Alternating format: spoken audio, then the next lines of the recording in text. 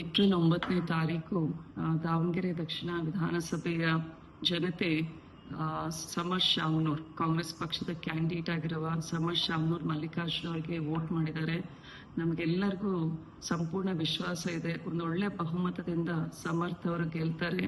ಈ ವಿಶ್ವಾಸ ನಮ್ಮ ಕಾಂಗ್ರೆಸ್ ಪಕ್ಷದ ಒಂದು ಭದ್ರಕೋಟೆ ಆಗಿದೆ. ದಾವಣಗೆರೆ ದಕ್ಷಿಣ ವಿಧಾನಸಭಾ ಕ್ಷೇತ್ರವನ್ನು ಸತತವಾಗಿ ನಮ್ಮ ಮಾವನವರಾದ ಡಾಕ್ಟರ್ ಶಾಮನೂರ್ ಶಿವಶಂಕರಪ್ಪಾಜಿ ಅವರು ಗೆದ್ದಿದ್ದಾರೆ.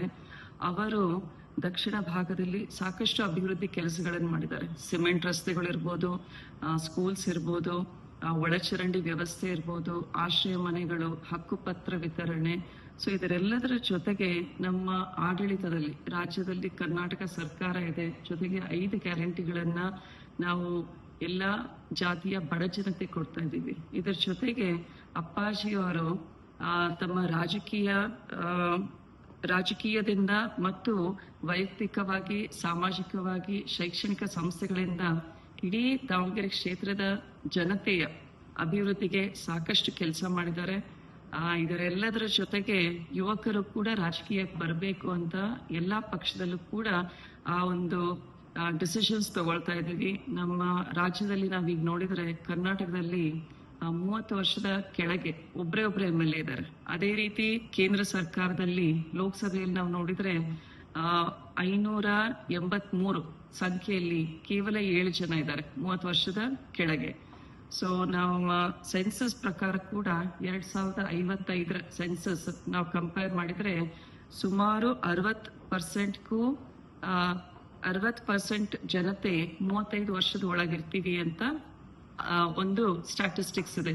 ಸೊ ಇಂತಹ ಯುವ ಜನತೆಗೆ ಒಬ್ಬ ಯುವ ನಾಯಕರು ಬೇಕಾಗ್ತಾರೆ. ಯುವಕರ ಸಮಸ್ಯೆಗಳು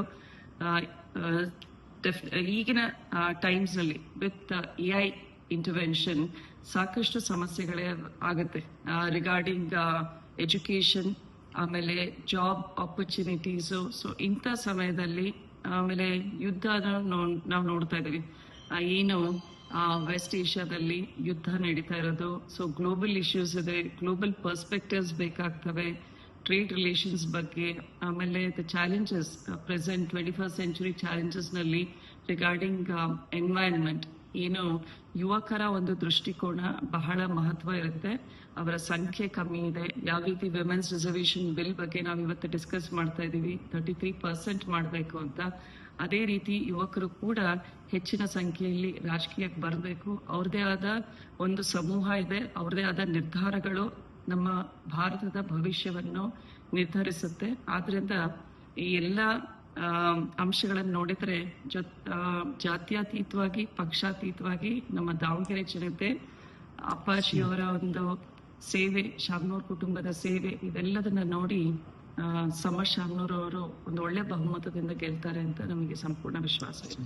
ಮತ್ತೆ ಇದರ ಜೊತೆಗೆ ನಮ್ಮ ಇಡೀ ಸರ್ಕಾರ ದಾವಣಗೆರೆಯಲ್ಲಿ ಬಂದಿದ್ರು. ನಮ್ಮ ಮುಖ್ಯಮಂತ್ರಿಗಳು, ಉಪಮುಖ್ಯಮಂತ್ರಿಗಳು, ಎಲ್ಲ ಮಂತ್ರಿ ಮಂಡಲದವರು, ಆಮೇಲೆ MLAಗಳಿದ್ರು, ಬೇರೆ ಬೇರೆ ನಿಗಮ ಮಂಡಳಿ ಅಧ್ಯಕ್ಷರಿದ್ರು, KPCC AICC ವರಿಷ್ಠರು ಬಂದಿದ್ರು, ಸುರ್ಜೇವಾಲಾ ಸರ್ ಬಂದಿದ್ರು. ಸೊ ಹಾಗಾಗಿ ಒಂದು ಒಳ್ಳೆ ರೀತಿಯಲ್ಲಿ ಈಗಿನ ಬೈಪೋಲ್ನ ನಾವು ಗೆಲ್ತೀವಿ. ಬಟ್ ಗೆಲ್ಲುವ ಒಂದು ಅಂತರವನ್ನ ಕಾಪಾಡಬೇಕು ಅಂತ ಇಡೀ ಕಾಂಗ್ರೆಸ್ ಪಕ್ಷದಿಂದ ನಾವೆಲ್ಲ ಒಂದು ಕುಟುಂಬದ ರೀತಿಯಲ್ಲಿ ಕೆಲಸ ಮಾಡಿದ್ವಿ. ನಮ್ಮ ಸ್ಥಳೀಯ ನಾಯಕರು ಮತ್ತೆ ಕಾಂಗ್ರೆಸ್ ಪಕ್ಷದ ಕಾರ್ಯಕರ್ತರು ಕೂಡ ಒಳ್ಳೆ ಕೆಲಸ ಮಾಡಿದ್ದಾರೆ. ಆದ್ರಿಂದ ಸಂಪೂರ್ಣ ವಿಶ್ವಾಸ ಇದೆ, ನಾವು ಗೆಲ್ತೀವಿ ಅಂತ.